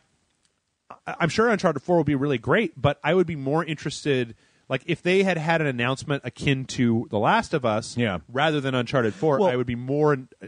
Can you imagine one of those really great, intriguing trailers like Dead Island 2 or Uncharted 4 even, or something like that, but for something you haven't heard of? That's what I'm saying. Yeah. Is that while like the trailer for Dead Island 2 was great, it was fantastic. I'm looking forward to it. Whatever. It would have been more intriguing to me if that had been for brand new IP. Yeah. So it's Sunset Overdrive is one that I can say it's brand new IP. Sure. Yeah. At the Xbox One conference that I'm legitimately excited for. See, I wasn't. I saw it and I thought, okay, great. It's but then again, we'd seen Sunset Overdrive before. They'd already announced Sunset Overdrive. Yeah. I mean, I'm having a hard time thinking of anything that we didn't already know about. I mean, Nintendo has more stuff that we didn't know about than anybody else. Well, this might not be really saying anything about the developers, but more about E3 and how developers and publishers approach it. Right. I mean, I was listening to a podcast where they were talking about, and I love E3. I mean, I want to keep going to E3 as long as they have them, but increasingly, if this is what E3 is going to be, it's going to become less relevant because it's just showing trailers for the games that we already know exist, right? You said Hunt. I'm trying to think of other stuff. Like we knew there was going to be a new Doom. Magicka 2, but once again, that's a sequel. Well, we knew that was coming. Did we? I think so. Okay. I want to say that I saw something about Alien that Isolation, Mortal Kombat 10, The Order, Arkham Knight we already knew. Destiny has been up our balls for years now. Yeah. No Man's Sky we'd already seen. I mean, that trailer for No Man's Sky was pretty, but it was very similar to the other trailer they already showed for No Man's Sky. Yeah. Battlefield Hardline had a little bit more meat to it. Had been leaked ahead of time. Assassin's Creed Unity we knew about. Valiant Hearts, but that's kind of a smaller game to get. Yeah. You don't want to. I mean, there were plenty of indies that we didn't know about. Stuff like that's true. Like Abzu, White Knight, yeah. And there were plenty of those sorts of things that were new. But if all that E3 is going to be from now on is announcing indie games, like that's a fraction of the indie games that have come out this year. Yeah. So I mean, I think that Nintendo, for all we're not the biggest Nintendo people in the world, you and I, Jason, right? But they had more. I mean, stuff like Splatoon, Mario Maker, even them though, Toad Treasure Tracker. I mean, Zelda. But who didn't see that there was going to be a new Zelda game coming? Well, right. Yeah, but the way they did it, the way they presented it, and the promises that were made might not hold up when the game is released. Yeah, but that is, I think, one of my most anticipated of the show. Mm-hmm. Of the Zelda? Zelda? Yeah. Did they? I don't remember if they announced a date for that, but yeah, I don't know. It's been a very, very. It looks a long way off. It's 2015 at least, right? Yeah. And you know what? The other thing that's a little weird is that they did have a lot of sequels this year, but then there were some sequels that I might have expected that we didn't actually hear anything about. There was no new Metroid game. There was no new Metroid game. There was. I tell you what, man. I said this on one of our pod. I think I said it when I was talking with Kevin about Nintendo. I keep forgetting that Castlevania is not a Nintendo thing anymore. Right. But there wasn't a Lords of Shadow 3. Yeah. Well, we had that last year. But I think that at this point like what did Capcom announce this year? The Dead Rising 3 DLC, which is already out. Was there a new fighting game that I don't remember? Not that I recall. I'm not remembering anything off the top of my head. I mean, I think that as far as sequels go, I was talking with you about this outside before we started, right? Remember last year when the Halo 5 trailer happened and it was Dude in Desert, you didn't know what it was. Yeah. And it pulls that shit off. There's that giant thing and it's Master Chief and you're just like, oh! I was impressed. Yeah. Yeah. And I don't even care about Halo. I didn't get nearly as many moments this year as I did last year. And we saw that not at the conference, but from the place we were staying. I mean, we saw that streaming just like we saw it here. Yeah. You know? I mean, I had my foot was all fucked up. Yeah. And, so it wasn't the environment that got us. No, absolutely not. I can even see I can't believe, I've said it a few times already, but I can't believe that with all this stuff that looks so pretty on the new generation, right, on the Xbox One and the PS4, I really want to see a Gears of War game that looks like super detailed. There was with no Gears. Blood, like a real lot of blood. I mean, because the Gears games look fantastic. Yeah. I want to see how they're going to look even better on this new generation of things. A lot of. Also, it's worth noting that a lot of the indie game stuff that they showed. I mean, Sony trotted out Broforce, but I've been playing Broforce for 8 months now. Yeah. Nothing from Blizzard. Blizzard they tend to do their own. They do it at BlizzCon. Well, they had a big presence last year. Did they? Yeah. Oh yeah. For Diablo, they had the big Diablo. It was a huge. In fact, they had one of the most impressive setups. Oh, the booth with Tyrael. With that giant that dome screen that they had. Oh yeah, yep. That was showing the trailers and everything. But yeah, then they had where you could play Diablo on hand. But yeah, they didn't really have any. But of course, that's to be expected. Blizzard's very deliberate, right? And very slow to make announcements and releases. Yeah. Well, even the Doom trailer said you're going to see more at QuakeCon. You know what? We didn't really see much, if anything, of. What's that? MMOs. I think that we're past that. That it's just done. I think that. I don't want to be a jerk about it. It's very much in its own little. Blizzard niche is now. Putting out their thing. Elder Scrolls Online is already out. Yeah. I'll tell you the one that we didn't see was fucking Fallout 4. All right, Blizzard needs to get, or Bethesda needs to get the fuck off its ass and release. Yeah. Well, say that we're gonna have Fallout 4. No, we would have seen something about it if it was there. Did we? Wait, what did we even see from Bethesda? Well, there was no Elder Scrolls. There was no Fallout. Enemy Within. Yeah. But that wasn't even on any of the major conferences. Yeah, and they had. I know they had at least some Elder Scrolls presence there for Elder Scrolls Online. Oh, I'm sure. because I remember seeing banners and stuff like that.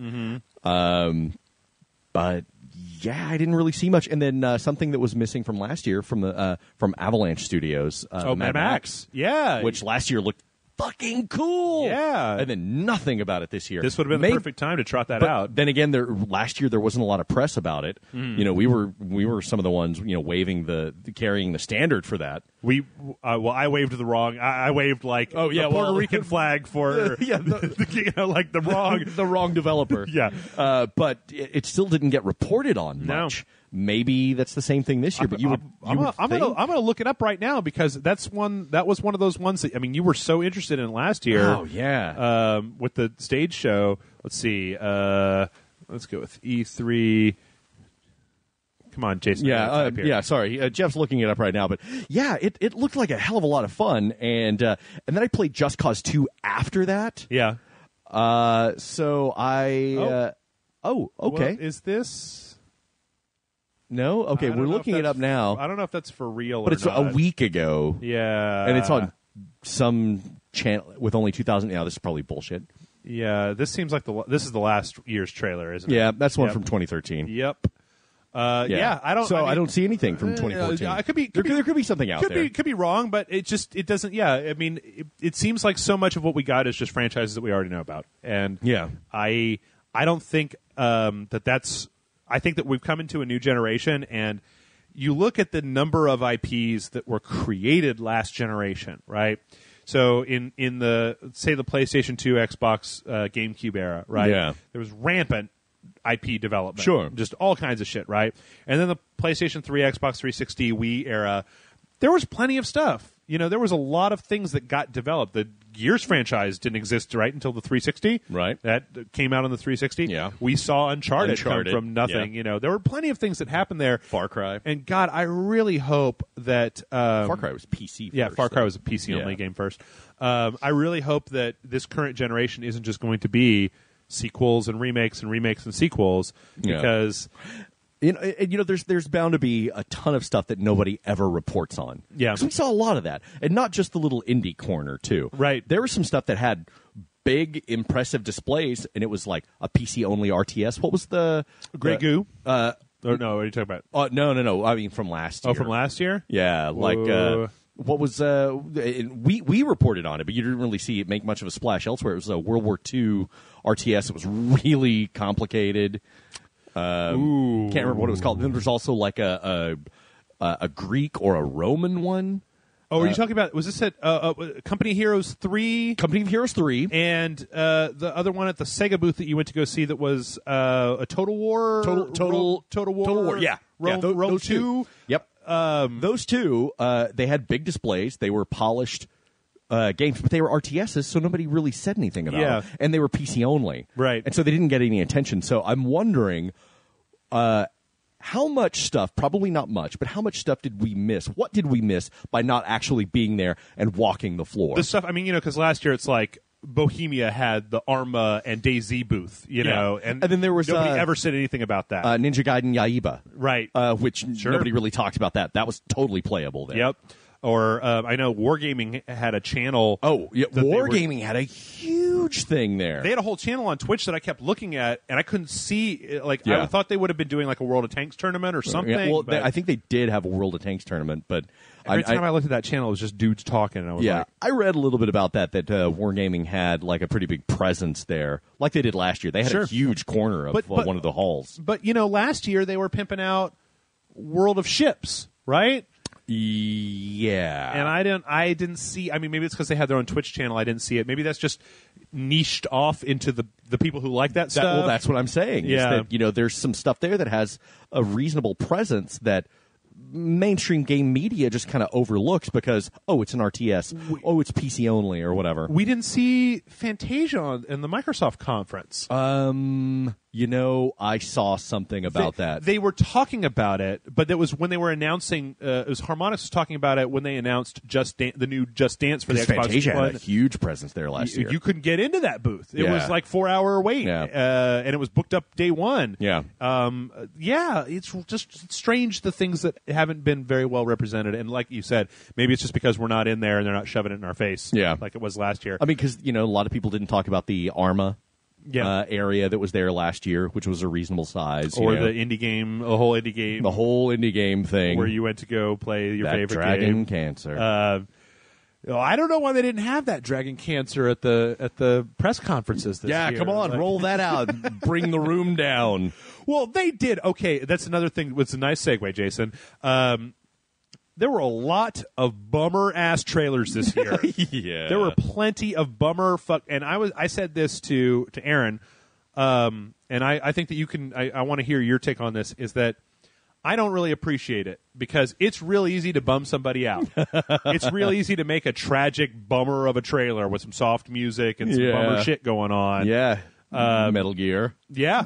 Dude, this year I'm saying that about Metal Gear. I'm just like, why did he have to smear the guy's ashes on his face? That's real weird, right? But I'll tell you what. Here's this Jeff seeing a Metal Gear thing that's too depressing for him is like showing up at this girl's house and she's good to go. She's ready, and Jeff's like, "I brought the condoms. I'm gonna close." We always have to do this. We do. I brought the lube, and then the girl's like, she starts taking her clothes off. She's like, "While we're doing it, can I talk to you about how my grandfather molested me and died on top of me?" And I'm like, no. No. I'm going to leave now. Thanks. I'm getting soft right now. That happened to a friend of mine. I'm not going to go into that. I'm not going to tell that whole story here right now. This is my rope dick story, and I got to save it. I got to get permission from him to say this. And I'll talk about it someday when we're doing a fundraiser. Yeah. And when I say quote fingers a friend of mine, I don't actually mean me. I mean a friend of mine. So, but you know what? Okay, so a lot of bummer trailers, a lot of sequels. I do have one other thing that I would like to talk about.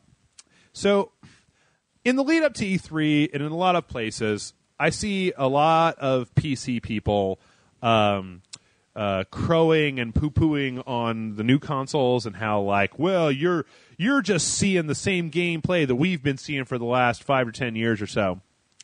And I was thinking about that, Jason. Yeah, Brushwood. And today, when I was looking... Wait, Brushwood says that. Anyway, go Does ahead. he say that? Yeah, sometimes. Okay, but come with me on this journey, Jason. Today, I was looking at some of the trailers for E3.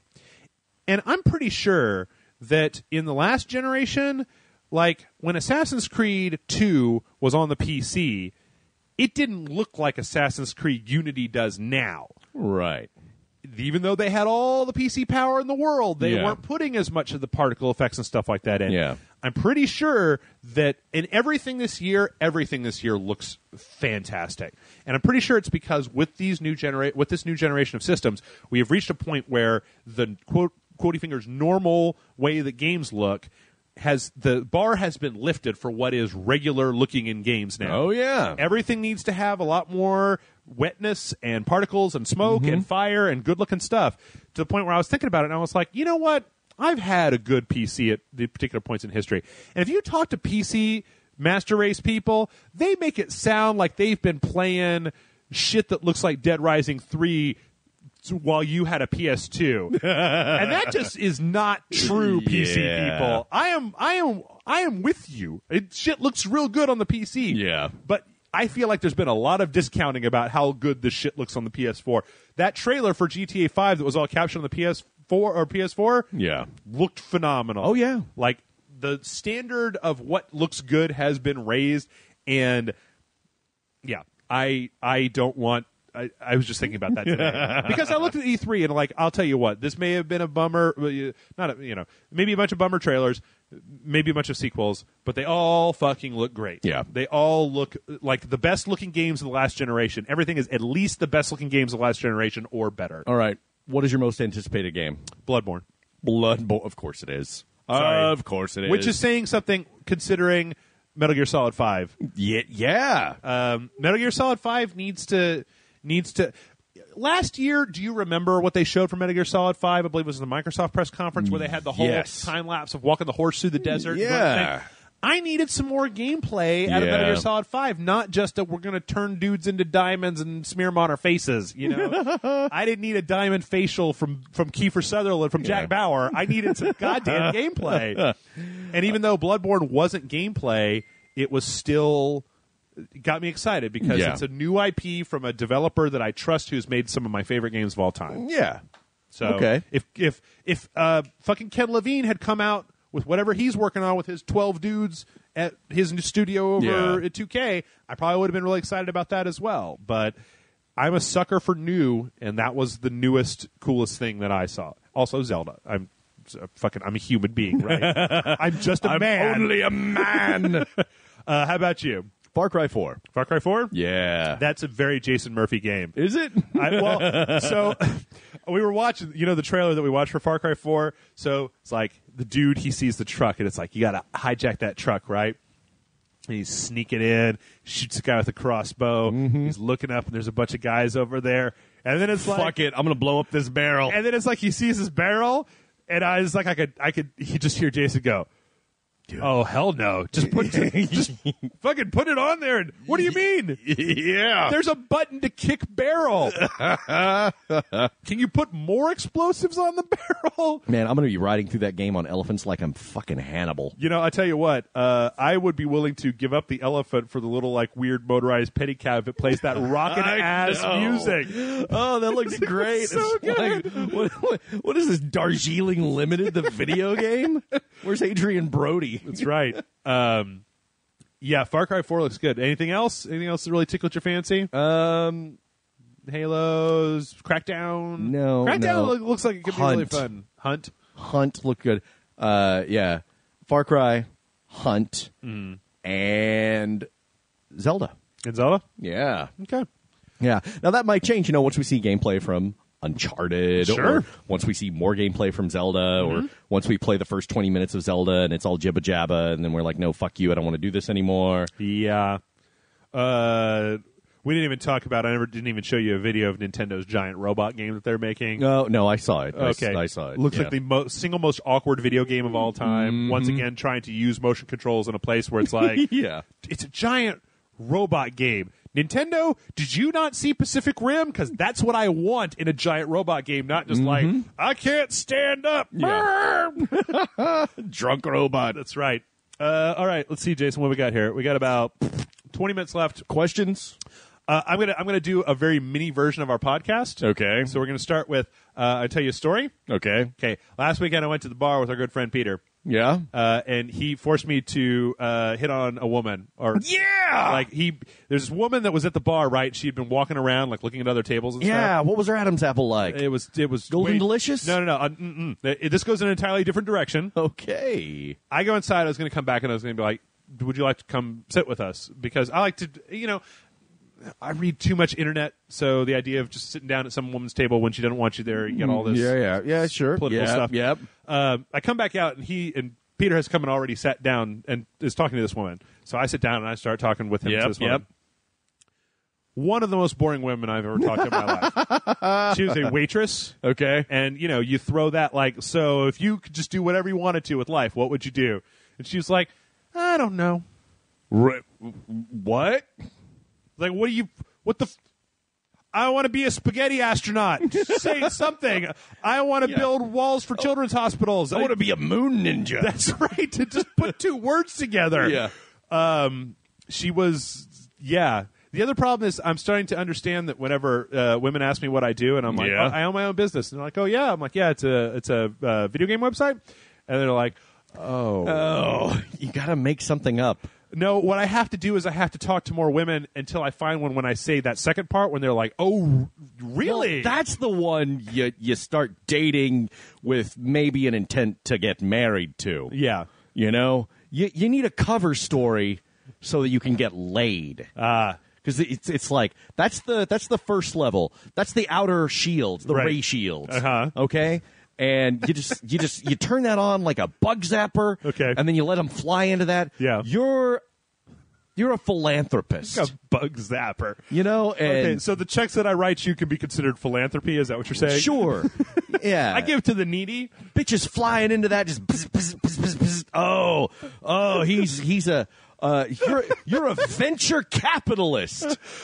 Something, Jeff. Don't tell them you run a video game website, you fucking moron. Okay. Don't tell them that. Okay. You tell them I'm an independent businessman. Tell you're a small business owner. Do you Tell them you run a little journalism aggregate. Make up something, for fuck's sake. Come up with something. Okay. And then you don't have to lie to them. Yeah. Or do.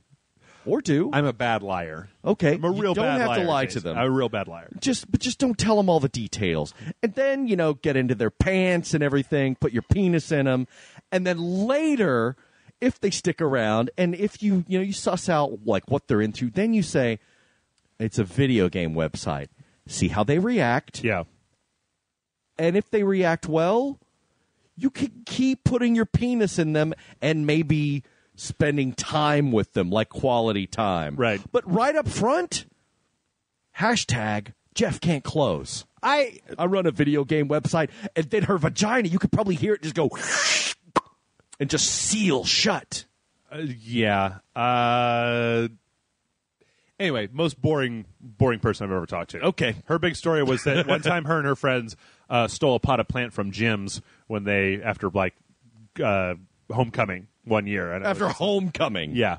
Like we all went to Jim's and then we planned this heist where we stole one of their potted plants. Like, you were making me stupid listening to you. That is when it's okay for you to dispense with all pleasantries and the hours of conversation that you're going to drag on and on until the bar shuts down at 2 o'clock in the morning. Mm-hmm. And then when you're like, is she, will she, won't she? Do you want to, how do I pronounce, how do I do the blah, blah, blah, blah. Yeah. No, that's when she drops the whole Jim's potted plant thing. That's when you just say, all right, you know what? Listen, you want to fuck? I mean, not right here. We can go somewhere. But do you want to fuck? No? All right, leave. Yeah. Just go away. Or you can get up and just go, okay, it was very nice to meet you.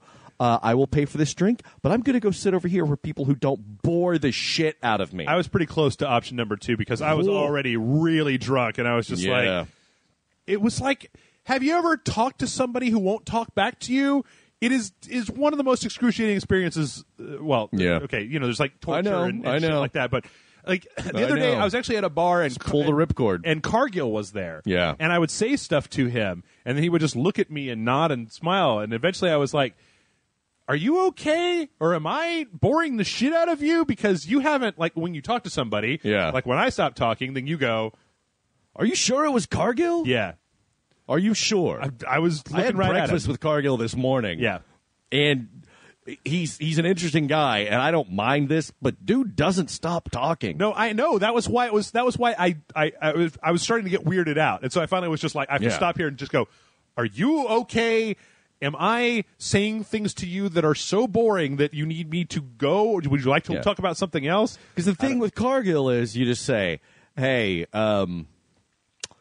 let's see. And if there's a lull in the conversation, which there never is, right? You just say, copiers, right?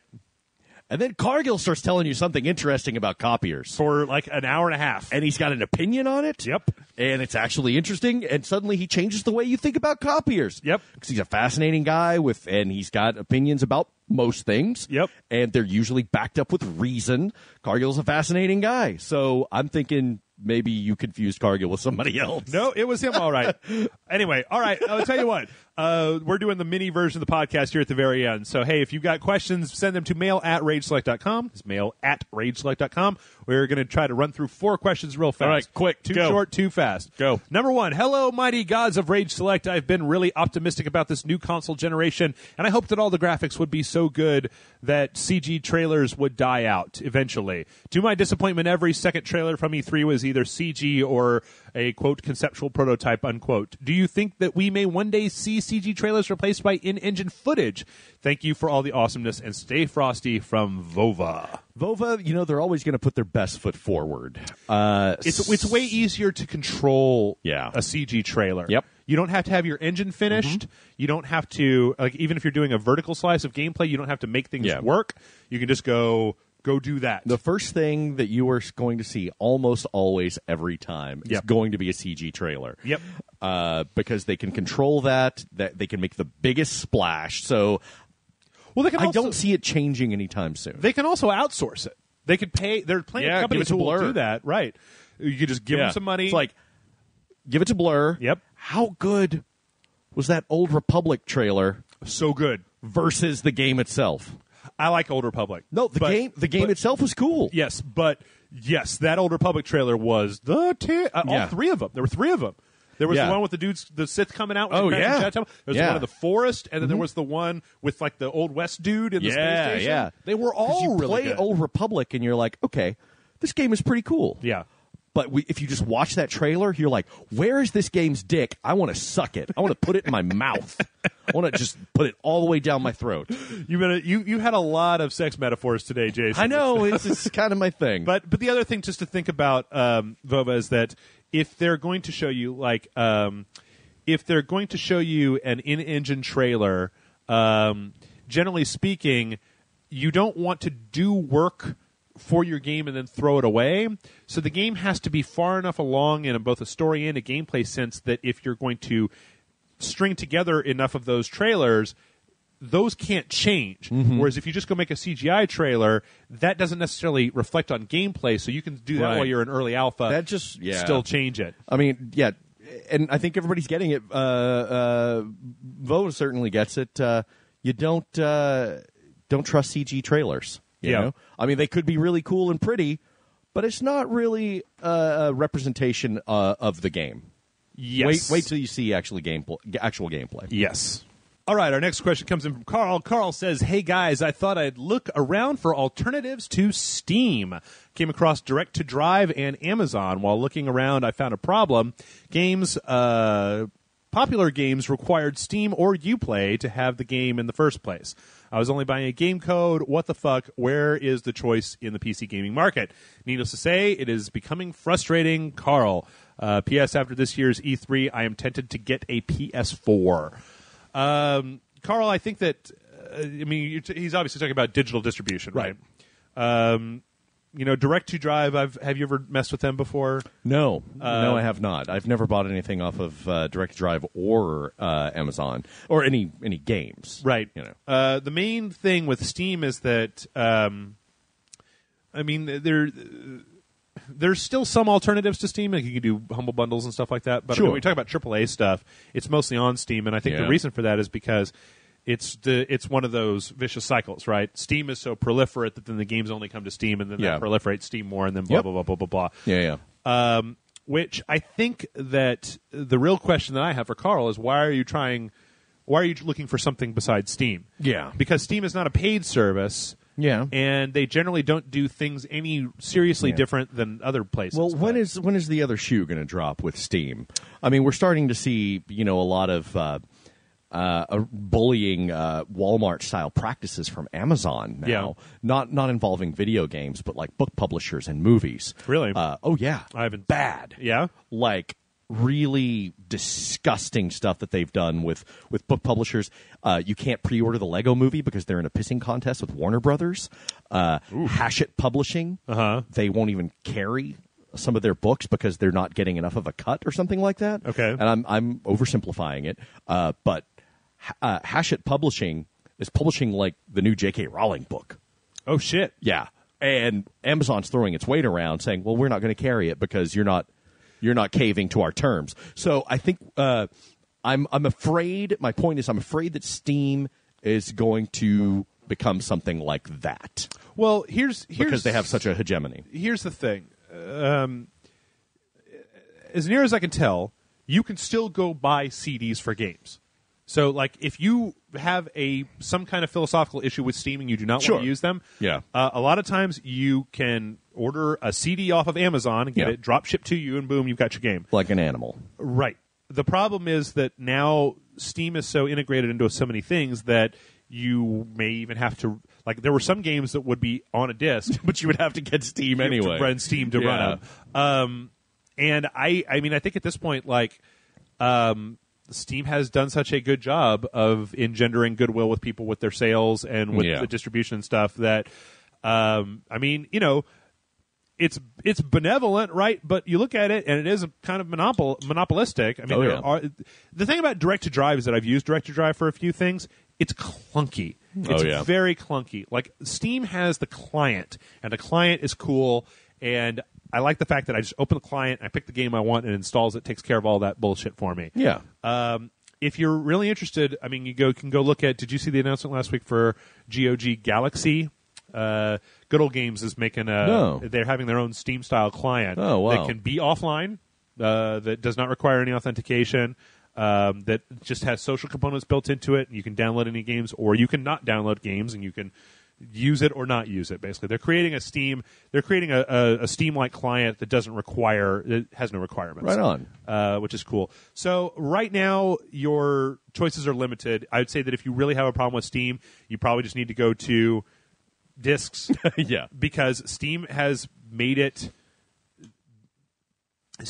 more attractive. Steam is the most attractive option when it comes to digital distribution. Yeah.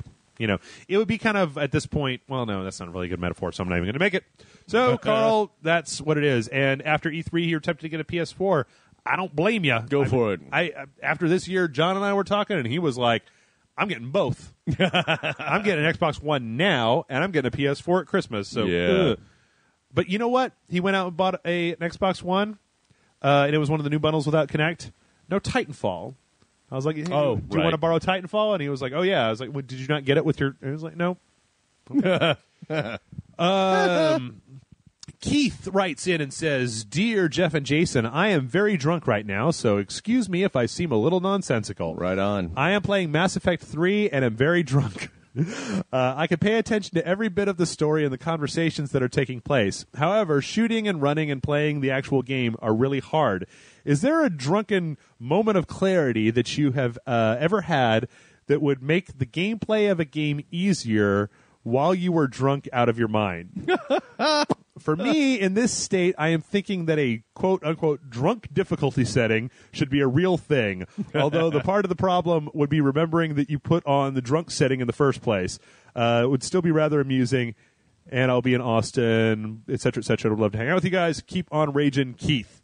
Have you? What's your drunk? It's been a while since we've checked in on drunk gaming. Yeah, I don't do it that much anymore. Yeah, because it became a problem, especially with Skyrim. You had your own moment of clarity, especially with like open world stuff. Yeah, I didn't really, I can't really think of anything that would make the settings better. But like with Skyrim and Red Dead Redemption, I would play the next day after being really drunk and playing. Yeah, and like, wait, what happened? Mm-hmm. What?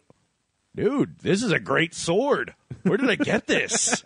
I don't remember any of this. And wow. I wouldn't know where I was or how I got there. It was... you were like Trevor. You just woke up naked in a field in Skyrim. Like, you know what I love is if drunk Jason hid all of sober Jason's stuff somewhere in Skyrim. Like there is a barrel somewhere in this game. Like write yourself a note.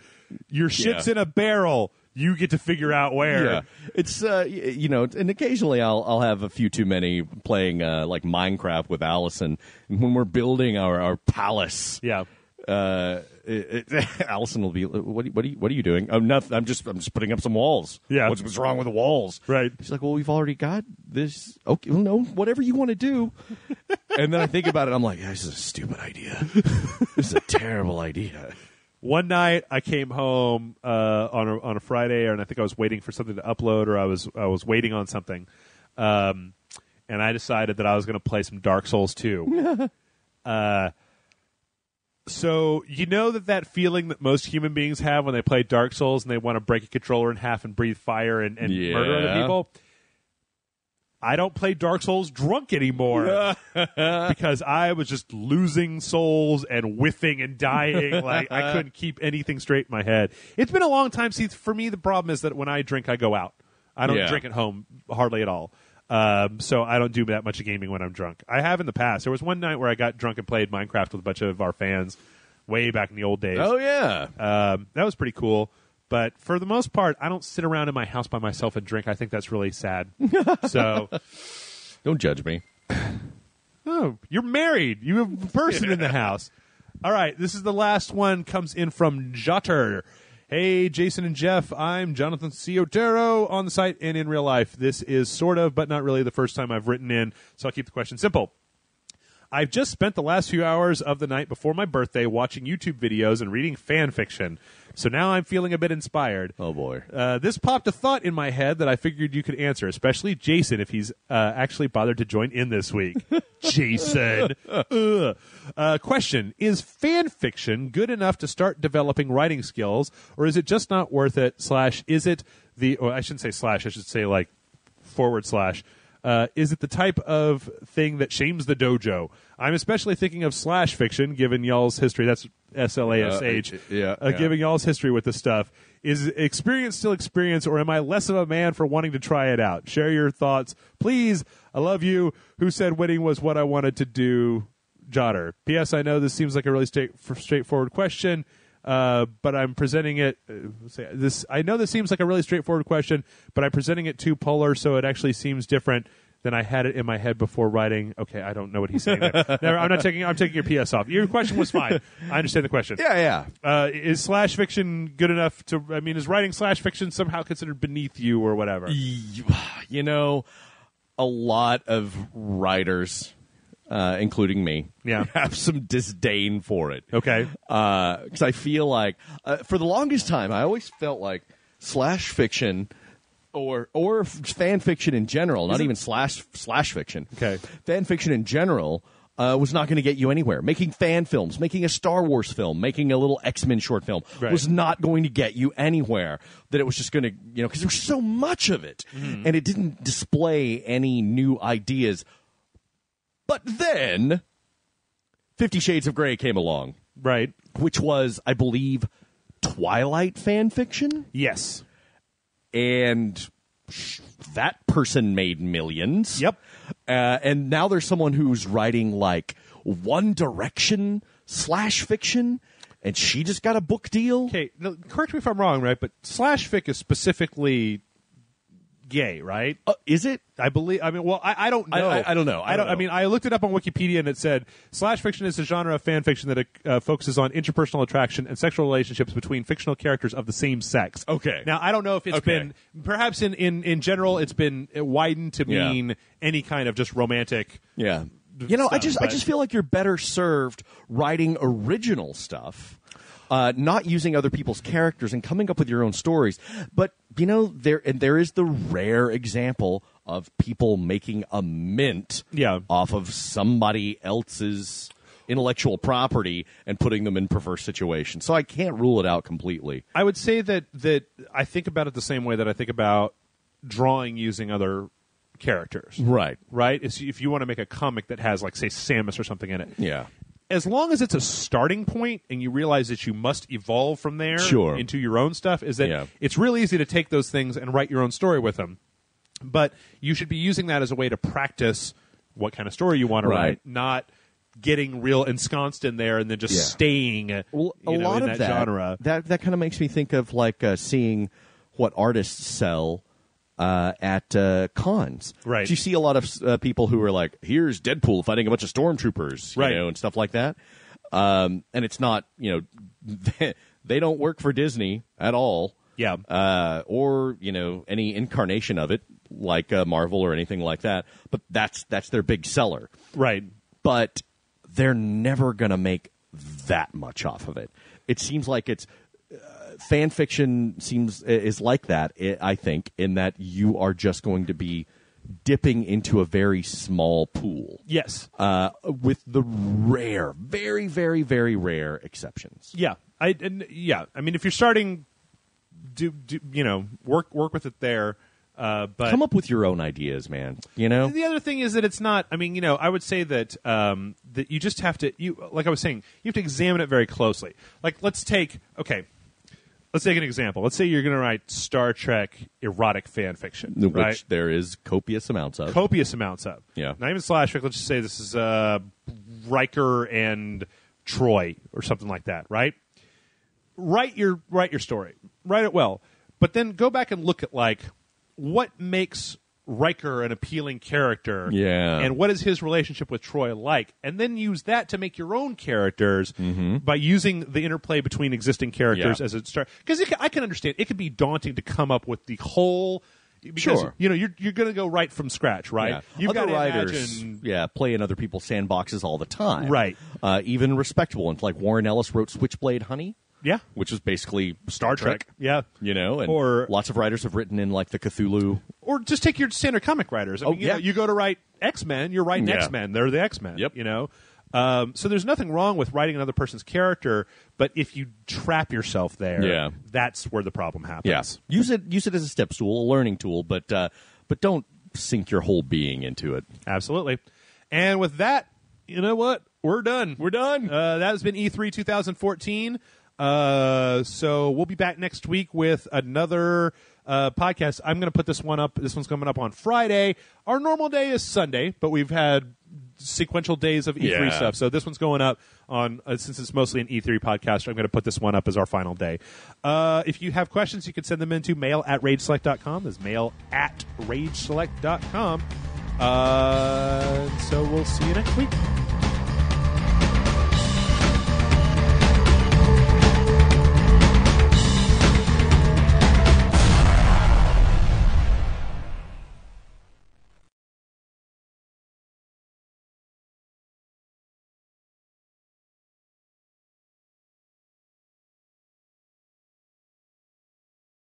Where is this game's dick? I want to suck it. I want to put it in my mouth. I want to just put it all the way down my throat.